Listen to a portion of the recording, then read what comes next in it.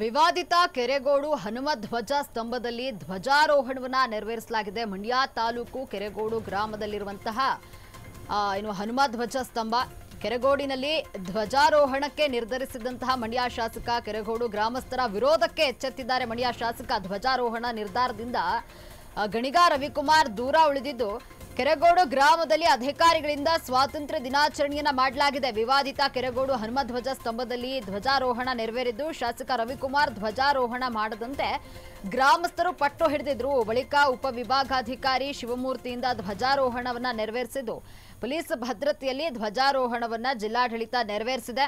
ಇನ್ನು ಧ್ವಜಾರೋಹಣದಲ್ಲಿ ಕೆರೆಗೋಡು ಗ್ರಾಮಸ್ಥರು ಭಾಗಿಯಾಗಿದ್ದಾರೆ. ಈ ವೇಳೆ ವಂದೇ ಮಾತರಂ ಜೈರಾಮ್ ಘೋಷಣೆ ಮೊಳಗಿದೆ. ವಿವಾದಿತ ಕೆರೆಗೋಡು ಹನುಮಧ್ವಜ ಸ್ತಂಭದಲ್ಲಿ ಧ್ವಜಾರೋಹಣ ನೆರವೇರಿಸಲಾಗಿದೆ. ಮಂಡ್ಯ ತಾಲೂಕು ಕೆರೆಗೋಡು ಗ್ರಾಮದಲ್ಲಿರುವಂತಹ ಹನುಮಧ್ವಜ ಸ್ತಂಭ ಕೆರೆಗೋಡಿನಲ್ಲಿ ಧ್ವಜಾರೋಹಣಕ್ಕೆ ನಿರ್ಧಾರವನ್ನ ಮಾಡಿದ್ರು ಮಂಡ್ಯ ಶಾಸಕ. ಕೆರೆಗೋಡು ಗ್ರಾಮಸ್ಥರ ವಿರೋಧಕ್ಕೆ ಈಗ ಮಂಡ್ಯ ಶಾಸಕರೇ ಎಚ್ಚೆತ್ತಿದ್ದು ಧ್ವಜಾರೋಹಣ ನಿರ್ಧಾರದಿಂದ ದೂರ ಉಳಿದಿದ್ದಾರೆ. ಕೆರೆಗೋಡು ಗ್ರಾಮದಲ್ಲಿ ಅಧಿಕಾರಿಗಳಿಂದ ಈಗ ಸ್ವಾತಂತ್ರ್ಯ ದಿನಾಚರಣೆಯನ್ನ ಮಾಡಲಾಗಿದೆ.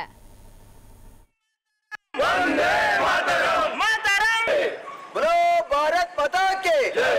वंदे बोलो भारत माता के जय।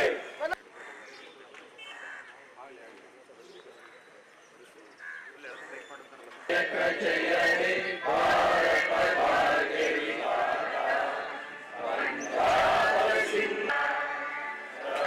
शुभ नामे जाने